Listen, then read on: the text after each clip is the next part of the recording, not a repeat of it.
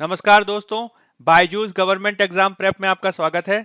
आज की तारीख है 18 दिसंबर 2020 और आज हम चर्चा करने जा रहे हैं द हिंदू अखबार में आए हुए कुछ प्रमुख आलेखों और एडिटोरियल्स पे, जिसके तहत हम प्रारंभिक परीक्षा और मुख्य परीक्षा दोनों से संबंधित कुछ महत्वपूर्ण अभ्यास प्रश्नों को भी करेंगे। तो चलिए शुरू करते हैं। आज की जो हमारी पहली खबर है वह पेज नंबर 6 से ली गई है और इसका संबंध जीएस पेपर 2 में आईआर से है। इसी के साथ हम पेज नंबर 14 पर ली गई एक दूसरी खबर को भी देखेंगे, जिसका संबंध भी जीएस पेपर 2 आईआर से है। यह दोनों जो खबरें हैं यह मुख्य रूप से संबंधित हैं यूएसए और रूस के साथ संबंध, और इसके साथ में ही तुर्की से भी इसका संबंध है और किस प्रकार से हाल में ही जो अमेरिका और तुर्की के बीच संबंधों में जो तनाव देखा गया है उसको हम देखेंगे। इसके तहत हम कुछ महत्वपूर्ण घटनाक्रमों की चर्चा करेंगे कि किस प्रकार से अमेरिका और तुर्की के मध्य जो तनाव देखे गए हैं उसमें रूस की क्या भूमिका है। इसके तहत हम ये देखने का प्रयास करेंगे कि तुर्की ने जो रूस से S-400 मिसाइल डील को किया है वह किस रूप में महत्वपूर्ण है। इसके तहत हम भारत की भूमिका को भी देखेंगे। इस पूरे तनाव में भारत के लिए कौन कौन से निहितार्थ हैं हम उसको भी समझने का प्रयास करेंगे। तो यह पूरे अंतर्राष्ट्रीय संबंध के कुछ महत्वपूर्ण घटनाक्रमों के माध्यम से हम एक महत्वपूर्ण टॉपिक को कवर करेंगे जो काफी महत्वपूर्ण है एग्जाम के दृष्टिकोण से। तो देख लेते हैं संदर्भ क्या है। संदर्भ यह है कि तुर्की देश द्वारा जो रूस से S-400 मिसाइल सिस्टम खरीदे जाने की बात कही गई है, अब उसको लेकर अमेरिका ने उस तुर्की देश पर प्रतिबंधों की घोषणा कर दी है। और यह जो प्रतिबंधों की घोषणा हुई है उसके बाद से ही विविध अलग अलग क्षेत्रों पर इसके प्रभावों की बात की जाने लगी है, जिसमें रूस भी एक हितधारक है, वहीं दूसरी ओर भारत भी इसमें एक हितधारक के रूप में शामिल हो जाता है किसी न किसी रूप में।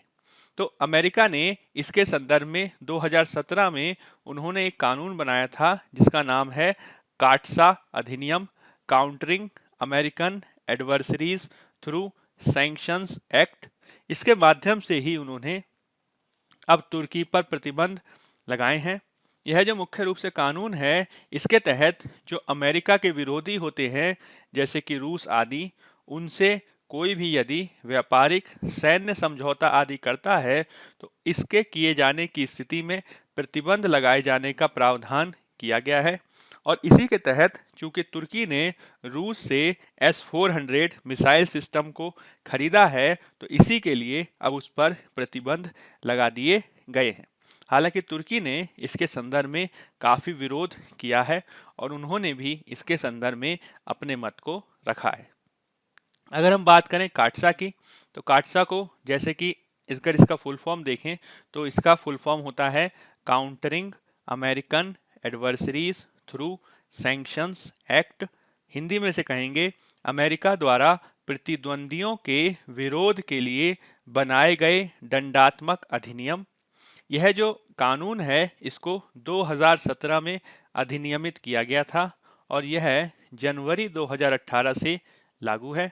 इसका उद्देश्य यह है कि ऐसे देश जो अमेरिका से विरोध रखते हैं, अमेरिका से बैर रखते हैं, उन पर प्रतिबंधों के माध्यम से उन पर नियंत्रण किया जा सके और इसके तहत दंडनीय या प्रतिबंधों के माध्यम से ईरान, रूस और उत्तर कोरिया की आक्रामकता का सामना किया जा रहा है। मुख्य रूप से विशेषज्ञों का ये कहना है कि प्राथमिक रूप से यह कानून बनाया गया था मुख्य रूप से रूस को टारगेट करते हुए और उसके तेल और गैस उद्योग, रक्षा क्षेत्र, वित्तीय संस्थानों पर प्रतिबंध लगाने को लक्षित किया गया।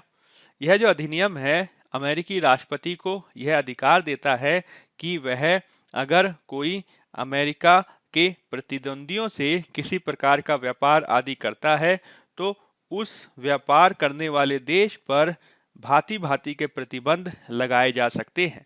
इसके तहत अमेरिका न केवल बैंकिंग प्रावधानों आदि पर प्रतिबंध लगा सकता है, साथ ही साथ इसके तहत अमेरिका से जो रक्षा डील आदि हो सकती है उस पे भी संभावित प्रतिबंध लगाया जा सकता है। इसके तहत निर्यात लाइसेंस पर प्रतिबंध भी शामिल होता है, जिसके द्वारा अमेरिकी राष्ट्रपति युद्ध, दोहरे उपयोग और परमाणु शक्ति संबंधी वस्तुओं के निर्यात लाइसेंस निलंबित करने के लिए अधिकृत हो जाते हैं। यानी अमेरिका एक प्रकार से सारे के सारे अपने संबंध उनसे तोड़ लेता है और साथ ही साथ यह भी कोशिश करता है कि कोई तीसरा देश भी उनके साथ कोई व्यापार ना करे। तो यह है काटसा अधिनियम। अब इसके संदर्भ में इस पूरे घटनाक्रम पे तुर्की का कहना है कि जो उन्होंने रूस से मिसाइल समझौता किया है वह 2017 में काटसा अधिनियम के पारित होने से पहले ही कर लिया गया था, अतः यह जो प्रावधान किया गया है वह तुर्की पर लागू ही नहीं होता। साथ ही साथ तुर्की ने यह भी तर्क दिया है कि यह एक संप्रभु देश होने के चलते तुर्की का विशेषाधिकार है कि वह अपनी सीमाओं की रक्षा के लिए किसी दूसरे देश से समझौता करने के लिए स्वतंत्र है। अब यह जो तुर्की का तर्क है उसके समर्थन में भी काफी सारे बातें आई हैं, जिसमें अंतर्राष्ट्रीय स्तर पर अमेरिका के रुख को लेकर अनेक आधारों पर आलोचना की गई है। इसके तहत यह कहा जा रहा है कि वर्तमान का जो समय है वह बहुपक्षीयता का समय है, जिसमें केवल और केवल एक शक्ति यानी अमेरिका पूरे दुनिया पर राज नहीं कर रही। वर्तमान का जो समय है वह कई पावर्स का है, कई शक्ति केंद्रों का है, जिनका अलग अलग क्षेत्रों पर प्रभाव है। और इसमें 1990 के दशक पे या फिर उससे पहले जो अमेरिका एक पक्षीय आधार पर अपनी संप्रभुता को जताने के लिए इस प्रकार के एक पक्षीय निर्णय लिया करता था, जिसके माध्यम से वह किसी भी देश पर प्रतिबंधों के माध्यम से उसे अपने पक्ष में झुकाने के लिए उस पर दबाव डाला करता था, अब वो समय नहीं रह गया है और इस प्रकार के अमेरिकी एक पक्षीय निर्णयों का आलोचना किया जाना चाहिए। अगर हम दूसरी तरफ रूस द्वारा विकसित की गई S-400 मिसाइल सिस्टम की बात करें तो वह दुनिया के सबसे बेहतरीन मिसाइल सुरक्षा व्यवस्थाओं में से एक है, जिसके माध्यम से देश अपनी सीमाओं का सुरक्षा बेहतर ढंग से कर सकते हैं।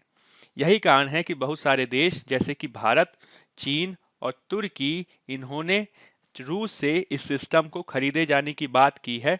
हालांकि जिस प्रकार से अमेरिकी प्रतिबंध लगाए जा रहे हैं वह अनेक शंकाओं को जन्म दे देता है। अगर हम बात करें S-400 प्रणाली की तो जैसा कि हमने बताया इसको रूस द्वारा डिज़ाइन किया गया है और यह एक प्रकार की सतह से हवा में मार करने वाली लंबी दूरी की मिसाइल प्रणाली है, यानी यह एक सरफेस टू एयर मिसाइल प्रणाली है।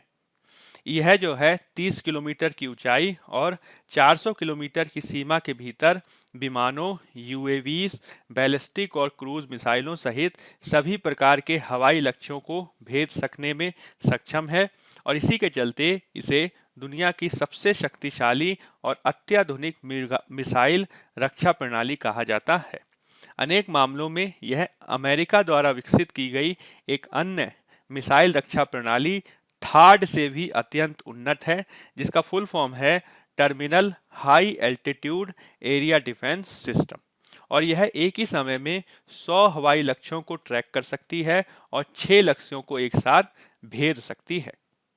अगर हम एक चित्र के माध्यम से देखें तो जो S-400 मिसाइल सिस्टम है वह क्या है, तो एक प्रकार से यह मिसाइलों से देशों की रक्षा करने की एक शील्ड है, जिसमें यदि कोई देश ballistic missile, cruise missile, UAVs या दूसरे प्रकार के हवाई जहाज वाहनों आदि के माध्यम से किसी दूसरे देश पर हमला करना चाहता है तो इसमें मिसाइलों की व्यवस्था के माध्यम से आने वाले शत्रु देश की मिसाइल, आने वाले शत्रु देश के विमान, यूएवी आदि को पहचानते हुए उसे हवा में ही खत्म कर देने का लक्ष्य रखा जाता है और इस प्रकार की एक पूरी एयर डिफेंस प्रणाली स्थापित की जाती है। यह जो पूरी एयर डिफेंस प्रणाली होती है इसमें भांति भांति के सर्विलांस रडार स्थापित होते हैं और इसके तहत रडारों की व्यवस्था के माध्यम से जो देश में आने वाले शत्रु देश के विमान हैं, ठीक है, जैसे कि मान लीजिए ये है शत्रु देश का विमान और यह जो है किसी जिस देश में S-400 सिस्टम लगा हुआ है वहां पे ये हमला करने के लिए आ रहा है, तो S-400 मिसाइल सिस्टम के तहत जो भांति भांति के सर्विलांस रडार या एंगेजमेंट रडार आदि लगे होंगे वह क्या करेंगे, वह इसको ट्रैक कर लेंगे और इसकी सूचना जो है इस मिसाइल सिस्टम के माध्यम से दी जाएगी। फिर उसके बाद इसमें एक कमांड आदेश दिया जाएगा और इसमें एक लॉन्च व्हीकल के माध्यम से जो मिसाइलें हैं उनको समयबद्ध रूप से छोड़ दिया जाता है और यह मिसाइलें टारगेट कर देती हैं उस शत्रु विमान को और उसको हवा में ही नष्ट कर देने की क्षमता रखती हैं। तो इस प्रकार से पूरा जो जो हमारा क्षेत्र होता है वह शत्रु के जो हमले हैं, हवाई हमले आदि, उनसे महत्वपूर्ण रूप से रक्षा कर पाने में काफी हम सक्षम हो पाते हैं। और यह जो S-400 डील है वह भारत को भी कई रूपों में लाभ दे सकती है। अब भारत भी जो है इसको खरीदने के लिए भारत ने रूस से इससे समझौता किया है, लेकिन यदि अमेरिका भारत पर भी तुर्की के समान ही प्रतिबंध लगा देता है तो काफी सारी दिक्कतों का सामना हमें करना पड़ सकता है। अगर हम पृष्ठभूमि के बारे में बात करें तो अक्टूबर 2018 में S-400 मिसाइल सिस्टम को खरीदने के लिए हमने रूस के साथ 39,000 करोड़ रुपए का समझौता किया और इसके तहत जो पूरी मिसाइल सिस्टम की जो व्यवस्था है उसकी डिलीवरी हमें वर्ष 2021 तक होने की उम्मीद है। लेकिन यदि अगर अमेरिका इसके संदर्भ में हमारे पर प्रतिबंध लगाता है तो रूस के साथ होने वाली रक्षा समझौतों आदि के संदर्भ में जो हमारी भविष्य की डील्स आदि हैं उस पे इसका नकारात्मक प्रभाव पड़ सकता है। जैसे कि भारत ने S-400 एयर डिफेंस सिस्टम के अलावा प्रोजेक्ट 113.56 युद्धपोत और KA-226T हेलीकॉप्टर को खरीदना भी प्रस्तावित किया है जो इससे प्रभावित होगा। इसके अलावा भारत और रूस के मध्य जो रक्षा संबंध हैं वो भी प्रभावित होंगे, जैसे कि Indo Russian aviation limited, multi role transport aircraft limited और ब्रह्मोस एयरोस्पेस जैसे संयुक्त उपक्रम। साथ ही साथ जो पारंपरिक रूप से भारत रूस से हथियार आदि खरीदता रहा है उसके संदर्भ में जो भारत को समय समय पर स्पेयर पार्ट्स, कलपुर्जों, कच्चे माल और सहायक उपकरणों की जरूरत पड़ती रहती है, उसकी खरीद भी इस प्रकार के प्रतिबंधों से प्रभावित हो सकती है। काटसा अधिनियम के तहत यदि अमेरिकी डॉलर में भुगतान किए जाने पर प्रतिबंध लगाया जाता है तो इस प्रकार के बैंकिंग लेन देन पर निषेध होने से भारत को S-400 सिस्टम की खरीद के लिए रूस को अमेरिकी डॉलर में भुगतान करने में कठिनाई होगी और यदि इसके संदर्भ में निर्यात प्रतिबंध आदि लगाए जाते हैं तो इससे भारत अमेरिका रणनीतिक और रक्षा साझेदारी भी प्रभावित होगी। इसके अलावा जो हमने अमेरिका द्वारा नियंत्रित वस्तुओं विशेष करके रक्षा उपकरणों आदि की प्राप्ति के संदर्भ में जो भांति भांति के समझौते अमेरिका के साथ कर रखे हैं वह भी जो है इससे नकारात्मक रूप से प्रभावित होंगे, जैसे कि डुअल यूज वाली हाई टेक्नोलॉजी वाली वस्तुएं और प्रौद्योगिकी, रक्षा संबंधी वस्तुएं, परमाणु ऊर्जा समझौते से संबंधित वस्तुएं आदि। यह एक प्रकार से भारत को अमेरिका से किसी भी बड़े रक्षा उपकरण को खरीदने से प्रभावी रूप से रोक देगा और इससे किसी भी रक्षा और सामरिक भागीदारी पर भी रोक लगेगी। यानी भारत पर अगर सिमिलरली इसी प्रकार के प्रतिबंध लगाए जाते हैं तो भारत इससे काफी प्रभावित हो सकता है। अब इसके संदर्भ में कई सारे राष्ट्रों का कहना है कि भारत सहित कोई भी देश, कोई भी संप्रभु स्वतंत्र देश किसी भी डील को करता है तो वह उसकी संप्रभुता के दायरे में आता है और उसको करने के लिए वह स्वतंत्र है। यानी भारत को इसके संदर्भ में अमेरिकी दबाव में आने की जरूरत नहीं है। हाल के समय में हम देखें तो अमेरिका और तुर्की के जो संबंध हैं वो कई आधारों पर खराब होते रहे हैं। हालांकि दोनों नाटो के सदस्य हैं, इसके बावजूद दोनों के मध्य तनाव देखे गए हैं, जैसे कि तुर्की के राष्ट्रपति ने अभी हाल में ही फ्रांसीसी राष्ट्रपति की जिस प्रकार से आलोचना की, तुर्की द्वारा पूर्वी भूमध्य सागरीय क्षेत्र में जिस प्रकार से तेल संसाधनों पर दावा किया जा रहा है, वह भी पश्चिम के साथ उसके संबंधों को नकारात्मक रूप से प्रभावित कर रहा है। अब इसके संदर्भ में विशेषज्ञों का कहना है कि अमेरिका यदि इस प्रकार के प्रतिबंधों पर डटा रहता है तो इस प्रकार की घोषणा से तुर्की ना चाहते हुए भी रूस के और करीब चला जाएगा। हालांकि दोनों में यानी तुर्की और रूस में विभिन्न मुद्दों पर तनाव है, जैसे कि सीरिया मामले को लेकर, लीबिया को लेकर, नगोर्नो कराबाख क्षेत्र के विवाद को लेकर आदि। अब राजनीतिक दृष्टिकोण से भी तुर्की समय समय से अपने प्रतिभुत्व को बढ़ाने के लिए पूर्वी भूमध्य सागर के संसाधनों पे अपना अधिकार जताता रहा है। इसको लेकर उसका ग्रीस और दूसरे राष्ट्रों से भी विवाद हुआ है। हालांकि इसके बावजूद अगर अमेरिकी फैसला आगे कायम रहता है तो इससे तुर्की रूस की तरफ निश्चित रूप से झुक सकता है। इन सारी चीज़ों को ध्यान में रखते हुए ही, अंतर्राष्ट्रीय घटनाक्रमों को ध्यान में रखते हुए ही भारत को अपने संभावित प्रभाव को ध्यान में रख के कार्य करने की आवश्यकता है, जिसमें भारत को ये समझना होगा कि भारत आज दुनिया के एक महत्वपूर्ण देशों में से एक है और अपनी संप्रभुता की रक्षा के लिए वह इस प्रकार के स्वतंत्रता पूर्वक डील करने के लिए स्वतंत्र है। साथ ही साथ भारत का सभी दूसरी शक्तियों के साथ बेहतर तालमेल है और इस स्थिति का लाभ भारत को उठाना चाहिए और एक शांतिपूर्ण विश्व व्यवस्था के निर्माण के लिए कार्य करना चाहिए, जिसके तहत भारत को न केवल रूस अपितु संयुक्त राज्य अमेरिका के साथ भी घनिष्ठ संबंध विकसित करने पर जोर देना चाहिए। और ऐसा नहीं होना चाहिए कि हम अमेरिकी दबाव में आकर रूस या दूसरे देशों के साथ अपने संबंधों को स्वतंत्रता के आधार पर विकसित ना करें। तो इस पूरे मामले को आपको अंतर्राष्ट्रीय घटनाक्रम के दृष्टिकोण से तो समझने की जरूरत है ही, साथ ही साथ भारत के विशिष्ट दृष्टिकोण से भी समझना बेहद आवश्यक है। चलिए अब बात कर लेते हैं अगले एडिटोरियल की, जो पेज नंबर 6 पर दिया गया है और इसका संबंध भी जीएस पेपर 2 में आईआर से है। मुख्य रूप से यह संबंधित है भारत यूके संबंधों से, और यह भारत यूके संबंध तब महत्वपूर्ण हो जाते हैं जब 31 दिसंबर के बाद जो यूके है वो फॉर्मली जो ईयू के से उसका अलगाव चल रहा है ब्रेग्जिट के रूप में वह संपन्न हो जाएगा। और ब्रेग्जिट होने के बाद यूके जो है अलग अलग देशों से स्वतंत्रता के आधार पर संबंध स्थापित कर रहा है। भारत से भी उसका संबंध इस रूप में काफी महत्वपूर्ण है।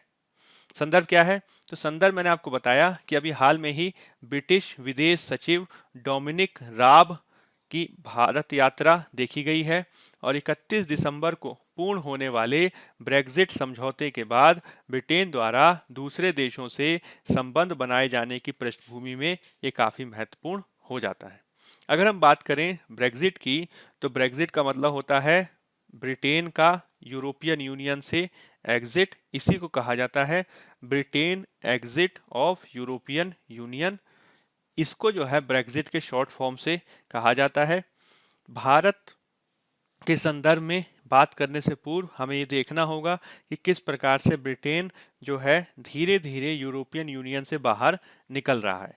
ब्रिटेन जो है सबसे पहले 1973 में यूरोपियन इकोनॉमिक कम्युनिटी में शामिल हुआ था और उस दौर में यूरोपीय संघ को यूरोपियन इकोनॉमिक कम्युनिटी के नाम से जाना जाता था।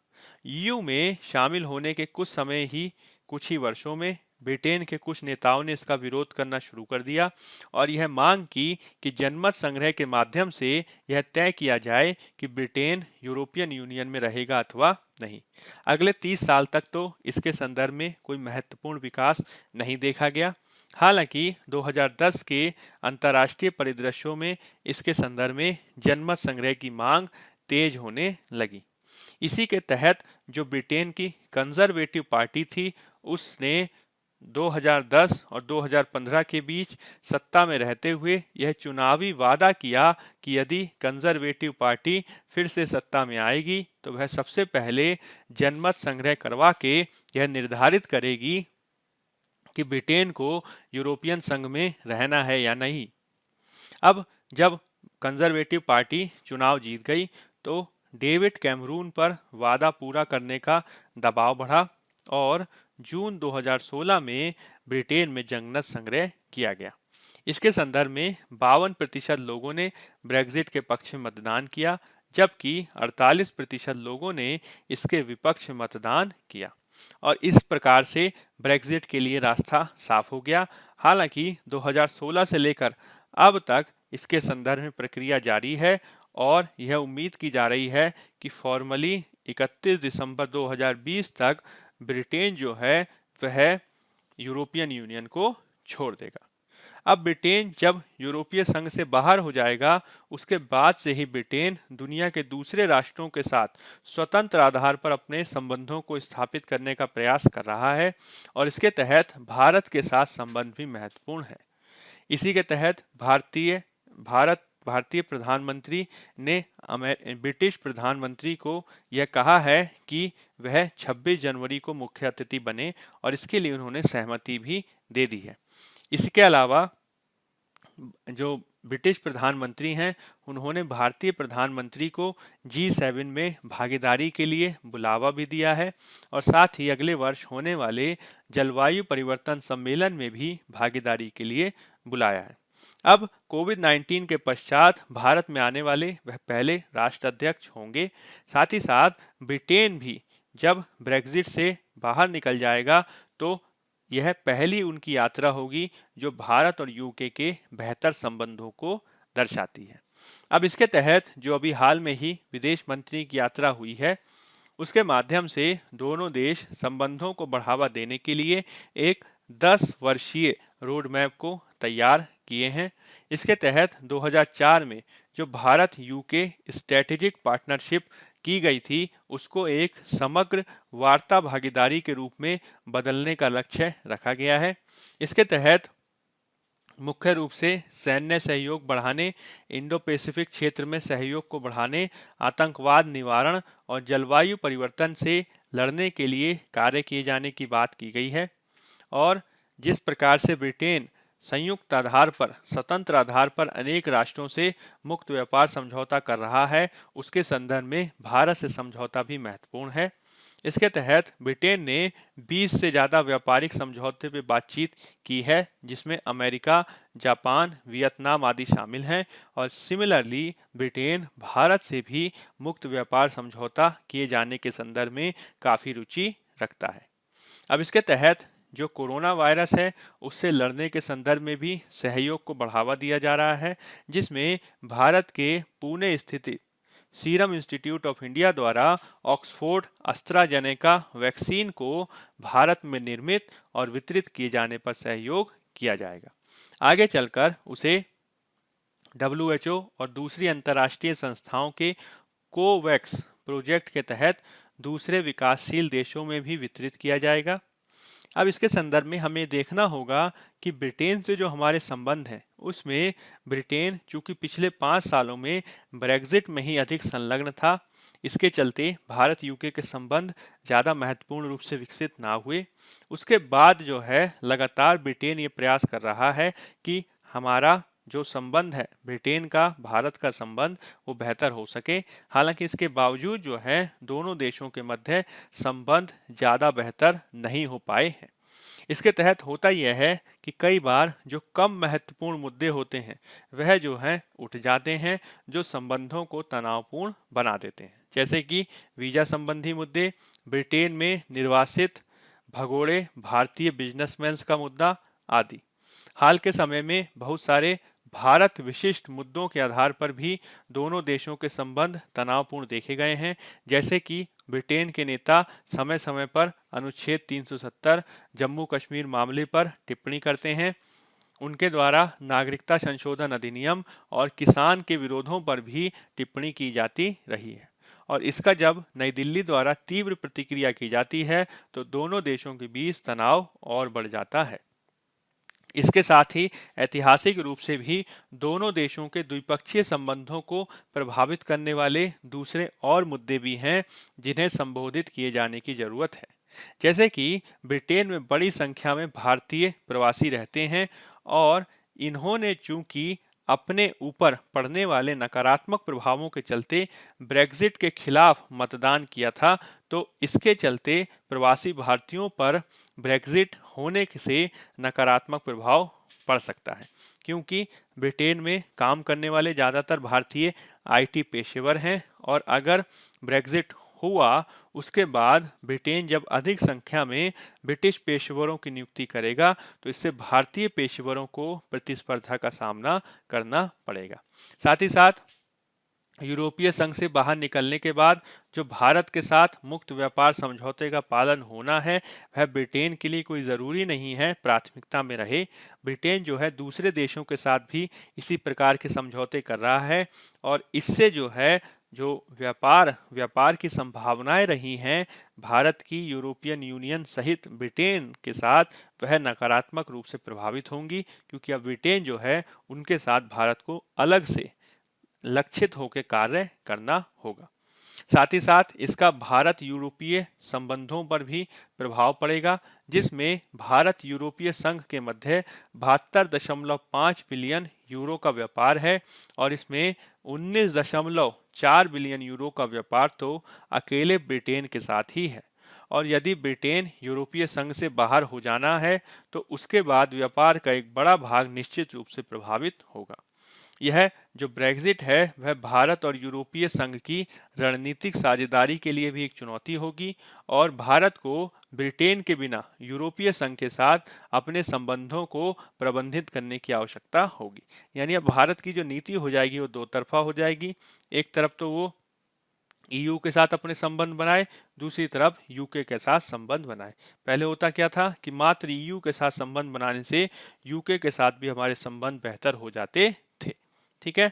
इसके अलावा ब्रिटेन का ये कहना है कि वहाँ पे ब्रिटेन में जो 1 लाख से अधिक जो भारतीय रह रहे हैं वो अवैध रूप से रह रहे हैं और ब्रिटेन ने भारत सरकार पर यह सुनिश्चित करने के लिए दबाव भी डाला है कि जिन भारतीयों को ब्रिटेन में रहने का कोई अधिकार नहीं है उन्हें भारत वापस भेज दिया जाए। इसके अलावा ऐतिहासिक रूप से ये देखा गया है कि जो ब्रिटेन के पाकिस्तान के साथ संबंध हैं वो ज़्यादा बेहतर हैं भारत की तुलना में और यह भारत के रक्षा और सुरक्षा संबंधों में बहुत बड़ी चुनौती है। इसके अलावा चीन के साथ भी ब्रिटेन के घनिष्ठ संबंध हैं और यह भारत को सुनिश्चित करना होगा कि चीन के साथ जो ब्रिटेन के महत्वपूर्ण मजबूत संबंध हैं वह भारत के साथ गहरी साझेदारी को हानि ना पहुंचाएं। यानी बहुत सारे ऐसे मुद्दे हैं जिसको हमें ध्यान रखना होगा। अब इसके संदर्भ में विशेषज्ञों का कहना है कि चूंकि ब्रिटेन और भारत के जो संबंध हैं वह ऐतिहासिक आधार पर विकसित हुए हैं, इसके चलते कई बार क्या होता है कि भारत विशिष्ट मुद्दे ब्रिटेन में उठते रहते हैं जिससे दोनों के मध्य संबंध तनावपूर्ण होते हैं। लेकिन हमें इसके संदर्भ में आगे बढ़कर काम करना होगा। विशेष रूप से कोरोना पश्चात काल में दोनों देशों द्वारा संबंधों को बेहतर बनाने की जरूरत है। इसके तहत ब्रिटेन द्वारा भारत की चिंताओं को ध्यान में रखते हुए और संवेदनशीलतापूर्ण कार्य करने की आवश्यकता है। इसी प्रकार से भारत को भी ब्रिटेन द्वारा उठाए जाने वाले मुद्दों को ध्यान में रखते हुए संबंधों को प्रगाढ़ करने की दिशा में कार्य करना होगा। यानी दोनों देशों को एक मैच्योरिटी के आधार पर कार्य करने की जरूरत है, तभी दोनों देश बेहतर संबंधों की दिशा में आगे बढ़ पाएंगे। ठीक है, चलिए अब बात कर लेते हैं एक और हमारी खबर की जो आज पेज नंबर 7 पर दी गई है और इसका संबंध जीएस पेपर 3 में पर्यावरण और पारिस्थितिकी से है। मुख्य रूप से यह जो खबर है वह संबंधित है वेस्ट टू एनर्जी से, जिसके तहत हाल के समय में जो कचरे से ऊर्जा बनाने के संदर्भ में जो जागरूकता बढ़ी है उसको ये हाईलाइट करता है। तो संदर्भ क्या है? संदर्भ यह है कि अभी हाल में ही कर्नाटक के बिदाड़ी क्षेत्र में 11.5 मेगावाट के वेस्ट टू एनर्जी प्लांट को शुरू किया गया है और इसके माध्यम से दैनिक स्तर पर 600 टन कचरे को प्रसंस्कृत करके उससे बिजली पैदा की जाएगी। बेंगलुरु द्वारा प्रतिदिन लगभग 5000 टन कचरा उत्पन्न किया जाता है। इसी प्रकार से दूसरे भारतीय जो बड़े बड़े शहर हैं उनके द्वारा भी जो है कचरा उत्पन्न किया जाता है और यदि हम इस अधिकांश कचरे को ऊर्जा के रूप में परिवर्तित कर पाएं तो यह एक बहुत बड़ी संभावना के रूप में दिखाई देगा। हालांकि जो वेस्ट से एनर्जी उत्पन्न किए जाने की जो संभावना है उसमें हम बहुत सारी तकनीकों का प्रयोग करते हैं, हालांकि इसमें बहुत सारी चुनौतियां भी हैं। तो इसके संदर्भ में मुख्य रूप से एक तो हमें तकनीकों के बारे में जानना महत्वपूर्ण है, वहीं दूसरी ओर हमें इसके संदर्भ में चुनौती को भी समझना होगा। सबसे पहले बात कर लेते हैं अपशिष्ट से ऊर्जा प्राप्ति की तकनीकों को।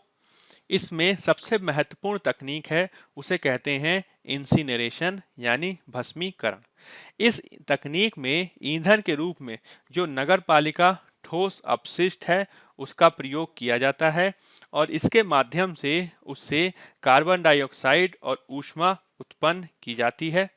उसके बाद इन गर्म गैसों का प्रयोग करके भाप उत्पन्न की जाती है जिसका प्रयोग विद्युत उत्पादन के लिए किया जाता है। यानी हम क्या करते हैं कि सीधे सीधे जो है नगर पालिका ठोस अपशिष्ट को जो है कंट्रोल दशाओं में हम जलाते हैं और निकलने वाली भाप का प्रयोग जो है हम विद्युत उत्पादन के लिए करते हैं।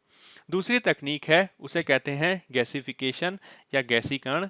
इस प्रक्रिया में जो कार्बनिक युक्त पदार्थ हैं, कार्बन युक्त पदार्थ हैं, उनको कार्बन मोनोऑक्साइड, हाइड्रोजन और कार्बन डाइऑक्साइड में परिवर्तित कर दिया जाता है और फिर जो है उनको यह जो प्रक्रिया है उसमें जो इनका दहन किया जाता है वह हम नियंत्रित रूप में करते हैं जिसमें ऑक्सीजन और भाप की नियंत्रित मात्रा का प्रयोग किया जाता है और इसमें जो तापमान इस्तेमाल किया जाता है वह काफ़ी अधिक होता है, यानी 700 डिग्री सेंटीग्रेड से अधिक। उसके बाद इससे जो गैस उत्पन्न होती है जिसे सिन गैस या संश्लेषण गैस कहते हैं, उसको उच्च मूल्य वाले वाणिज्यिक उत्पादों में बदल दिया जाता है। इसके अलावा तापीय अपघटन या पायरोलिसिस भी एक प्रक्रिया है जिसमें तेल या सिन गैस साथ ही ठोस अपशिष्ट उत्पादित करने के लिए बिना अतिरिक्त ऑक्सीजन के ऊष्मा का उपयोग शामिल होता है और इसमें अपेक्षाकृत अधिक समरूप अपशिष्ट प्रवाह की आवश्यकता होती है। इसके अलावा बायोमिथेनेशन भी एक प्रक्रिया है। यह एक ऐसी प्रक्रिया है जिसमें कार्बनिक पदार्थों को अवायवीय परिस्थितियों में सूक्ष्म जैविकीय रूप से बायोगैस में परिवर्तित कर दिया जाता है जिसमें विविध प्रकार के जीवाणुओं आदि का प्रयोग होता है। यानी जीवाणुओं आदि के माध्यम से हम कचरे को जब अवायवीय स्थितियों में बायोगैस में परिवर्तित कर देते हैं तो इसके माध्यम से भी हम ऊर्जा को प्राप्त कर पाने में सक्षम हो पाते हैं।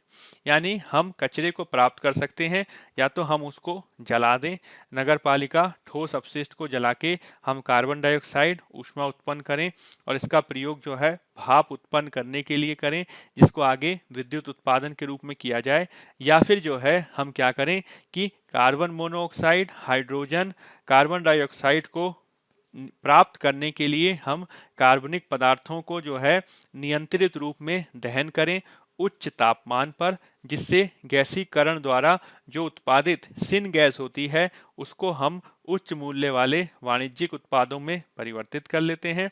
इसके अलावा हम इसमें तापीय अपघटन और बायोमिथिनेशन प्रोसेस द्वारा भी वेस्ट को एनर्जी में बदल सकते हैं। लेकिन इसके संदर्भ में कुछ चुनौतियां भी हैं जिसे हमें ध्यान रखना होगा। पहली चुनौती जो भारत में सबसे बड़ी देखी गई है वो ये देखी गई है कि विकसित पश्चिमी देशों के विपरीत जो कचरा होता है वह कचरे में जो नमी की मात्रा होती है वह अधिक होती है। अब यह जो नमी की मात्रा होती है वह अधिक होने के चलते जो इससे कैलोरीफिक वैल्यू ऊर्जा जो हमें प्राप्त होनी चाहिए थी जिसको हम यूज़ कर सकें वो उतनी प्राप्त नहीं हो पाती।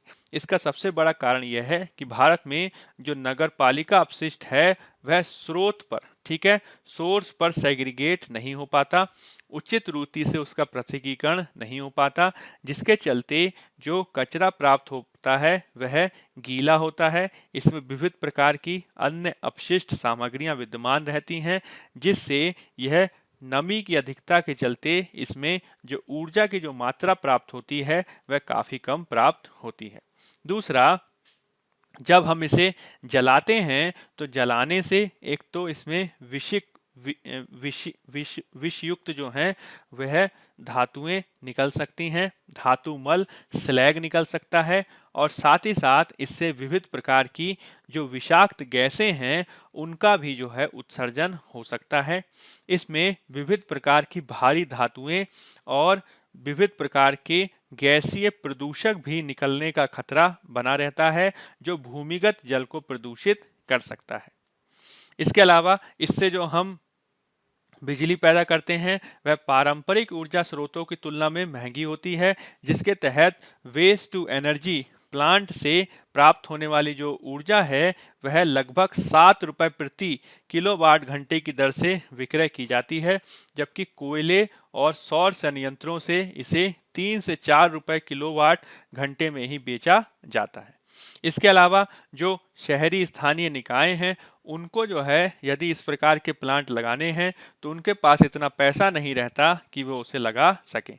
इससे नगर पालिका ठोस अपशिष्ट का जो एकीकृत प्रबंधन होना चाहिए वो जो है नहीं हो पाता, और इससे लगातार जो है उन्हें नवीन निवेश की आवश्यकता बनी रहती है। इसके अलावा जो कचरा है, चूंकि गुणवत्तापूर्ण कचरे की इसमें आवश्यकता होती है तो वह भी जो है पर्याप्त रूप में प्राप्त नहीं हो पाता, जो स्वयं में ही एक बड़ी चुनौती है। इसके तहत जो शुल्क का भुगतान किया जाना चाहिए, चाहे उपभोक्ताओं द्वारा या फिर कचरे की आपूर्ति किए जाने वाले व्यक्तियों द्वारा, वह भी जो है एक बहुत बड़ी चुनौती है। इसके संदर्भ में हमें यह देखना होगा कि जिस वेस्ट टू एनर्जी प्लांट से हम विविध प्रकार की ऊर्जा की प्राप्ति करना चाहते हैं उसके लिए आवश्यक है कि हम इसमें जो अपशिष्ट का संग्रहण कर रहे हैं उसका हम स्रोत पर ही पृथकीकरण कर सकें। जब तक इसका स्रोत पर ही बेहतर पृथकीकरण सुनिश्चित नहीं होगा तब तक उससे जो हम वांछित ऊर्जा प्राप्त करना चाहते हैं वह हमें प्राप्त नहीं होगी। इसके संदर्भ में हमें निजी क्षेत्र की भागीदारी को भी प्रोत्साहित किए जाने की जरूरत है, और इसके लिए हमें विविध प्रकार की सुविधाओं को देना होगा। इसके अतिरिक्त इसमें नागरिक समाज की सहभागिता भी उतनी ही महत्वपूर्ण है।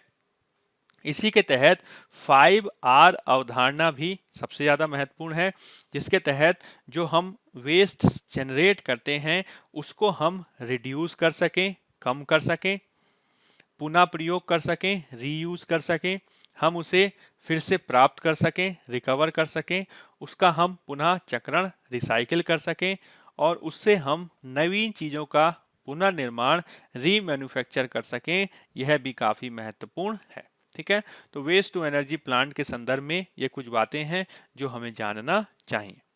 चलिए अब कुछ प्रीलिम्स प्रैक्टिस क्वेश्चन की बात कर लेते हैं। अब्दुल रहीम खान खाना के संदर्भ में, या जिन्हें अब्दुल रहीम खान कहा जाता है, उनके बारे में निम्नलिखित कथनों पर विचार करें।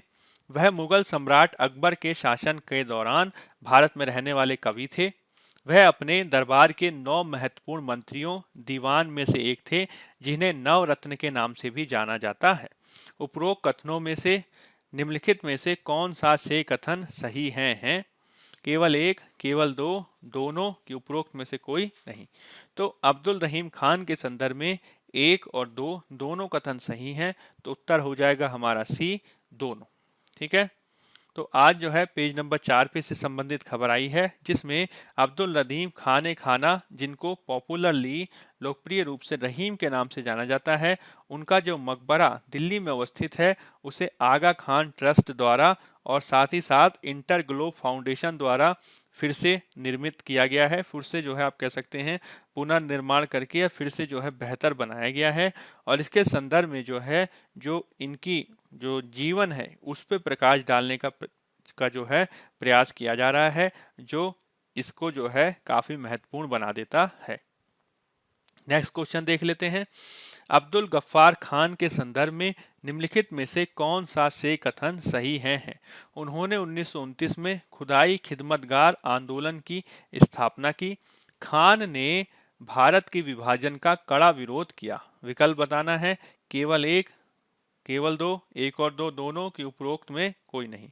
तो इसके संदर्भ में 1 और 2 दोनों कथन सत्य हैं, तो उत्तर हो जाएगा हमारा सी, 1 और 2 दोनों। तो अब्दुल रहीम खान खाना को लेकर अभी हाल में ही कंट्रोवर्सी देखी गई है, जिसमें हरियाणा में एक अस्पताल का नाम था अब्दुल गफ्फार खान के नाम पे, जिन्हें बादशाह खान के नाम से भी जाना जाता है, उसके नाम बदलने को लेकर एक कंट्रोवर्सी देखी गई, जिसके चलते अब्दुल गफ्फार खान का जो नाम है वह महत्वपूर्ण हो जाता है। एक और क्वेश्चन देख लेते हैं। मानव स्वतंत्रता सूचकांक ह्यूमन फ्रीडम इंडेक्स के बारे में निम्नलिखित में से कौन सा से कथन सही है? यह द हेरिटेज फाउंडेशन वॉशिंगटन स्थित थिंक टैंक द्वारा प्रकाशित एक वार्षिक गाइड है। 0 से 10 के पैमाने पर 10 इंडेक्स में अधिक स्वतंत्रता का प्रतिनिधित्व करता है। विकल्प केवल 1, केवल 2, 1 और 2 दोनों की उपरोक्त में से कोई नहीं। तो मानव स्वतंत्रता सूचकांक के संदर्भ में पहला तो कथन गलत है, लेकिन दूसरा सही है। तो उत्तर हो जाएगा हमारा बी, केवल 2। तो आज जो है इसके संदर्भ में खबर आई है, जिसमें ग्लोबल रैंकिंग दी गई है पर्सनल, सिविल और इकोनॉमिक फ्रीडम, किसी देश में व्यक्तिगत नागरिक आर्थिक स्वतंत्रता कितनी है, इसके संदर्भ में 162 देशों को ह्यूमन फ्रीडम इंडेक्स 2020 के द्वारा, और इसमें भारत का स्थान 111वां आया है। इसके संदर्भ में अगर पर्सनल फ्रीडम की बात करें तो भारत को 110वां स्थान दिया गया है, आर्थिक स्वतंत्रता में 105वां, और ओवरऑल जो स्कोर है वो 6.43 बताया गया है 10 में से। ठीक है, तो यह जो रिपोर्ट है यह 2 संस्थाओं द्वारा जारी की जाती है, जिसमें एक का नाम है काटो इंस्टीट्यूट और दूसरा है फ्रेजर इंस्टीट्यूट। यह जो रिपोर्ट है यह 0 से 10 के पैमाने पर जो है देशों को रैंकिंग करता है, जिसमें 10 जो है सबसे अधिक स्वतंत्रता का प्रतिनिधित्व करता है। वैश्विक स्तर पर ये जो रैंकिंग की गई है, इसमें न्यूजीलैंड पहली रैंकिंग पर आया है, उसके बाद स्विट्जरलैंड और हांगकांग का स्थान है। ठीक है, भारत का स्थान क्या है? तो भारत का स्थान है 111 162 देशों में। ठीक है, तो यह चीज आप देख सकते हैं। अब एक लास्ट ईयर का क्वेश्चन देख लेते हैं। हाल के बीते दिनों में निम्नलिखित में से कौन से कारक, कौन सी नीतियां भारत में चावल के मूल्य को प्रभावित कर रही थीं? न्यूनतम समर्थन मूल्य, सरकार द्वारा व्यापार करना, सरकार द्वारा भंडारण करना, उपभोक्ता सहायियां, सब्सिडी। नीचे दिए गए कूट का प्रयोग कर सही उत्तर चुनिए। केवल 1, 2 और 4, केवल 1, 3 और 4, केवल 2 और 3, 1, 2, 3 और 4। तो चावल के मूल्य को यह सभी की सभी जो नीतियां हैं प्रभावित करती हैं, जिसमें सरकार द्वारा किसानों से जो न्यूनतम दर पर यानी न्यूनतम समर्थन मूल्य के माध्यम से जो उत्पाद खरीदे जाने की घोषणा की जाती है, उसको कम या ज़्यादा करके चावल के मूल्य को प्रभावित किया जा सकता है। इसी प्रकार से सरकार द्वारा आयात या निर्यात किए जाने के संदर्भ में जिन नीतियों की निर्धारण किया जाता है, घोषणा की जाती है, वह भी चावल के मूल्य को प्रभावित करती है। इसके अलावा यदि किसी वर्ष आदि में जो भारतीय खाद्य निगम एफसीआई आदि है, यदि वो चावल की जो खरीद है, सार्वजनिक खरीद है, उसको कम अथवा ज़्यादा करे, तो इससे मार्केट में कृत्रिम रूप से चावल की कमी या बढ़ोतरी देखी जा सकती है, जो इसके मूल्य को प्रभावित कर सकती है। इसके अलावा भारत सरकार द्वारा समय समय पर चावल निर्यातकों आदि को विविध प्रकार की सब्सिडीज आदि भी दी जाती है। किसानों को भी जो है विविध प्रकार की सब्सिडीज आदि दी जाती रही है, जो चावल के मूल्य को प्रभावित कर सकती है। इसका मतलब क्या हुआ कि चारों के चारों जो हैं वह चावल के मूल्य को प्रभावित कर सकते हैं। तो उत्तर हो जाएगा हमारा डी, 1, 2, 3 और 4। चलिए अब कुछ मेंस प्रैक्टिस क्वेश्चन देख लेते हैं। उन प्रमुख बाधाओं पर चर्चा करें जिन्होंने भारत ब्रिटेन राजनीतिक संबंधों के विकास को रोका है। भारत ब्रिटेन ब्रेक्सिट के मद्देनजर निकट संबंध कैसे बना सकते हैं, चर्चा करें। 250 शब्द, 15 अंक। दूसरा क्वेश्चन है काटसा क्या है, तुर्की पर इसका प्रभाव संयुक्त राज्य अमेरिका के साथ तुर्की के संबंधों को कैसे प्रभावित कर सकता है, क्या ये भारत के लिए चिंता का कारण होगा, विवेचना करें। 250 शब्द, 15 अंक। तो आज की परिचर्चा के आधार पर इन दोनों क्वेश्चंस को आप लिखने का प्रयास कर सकते हैं। तो बायजूस गवर्नमेंट एग्जाम प्रेप के आज के इस वीडियोस के माध्यम से हमने ये प्रयास किया कि हम द हिंदू के अधिक से अधिक एडिटोरियल्स की आपके साथ चर्चा कर सकें। होपफुली आपको जो ये जो प्रयास दिया जा रहा है वह आपको पसंद आ रहा होगा। आप इसको अधिक से अधिक लाइक, शेयर और सब्सक्राइब करें। आज के अंक पे फिलहाल इतना ही। तब तक के लिए बने रहिए बायजूस गवर्नमेंट एग्जाम प्रेप पर।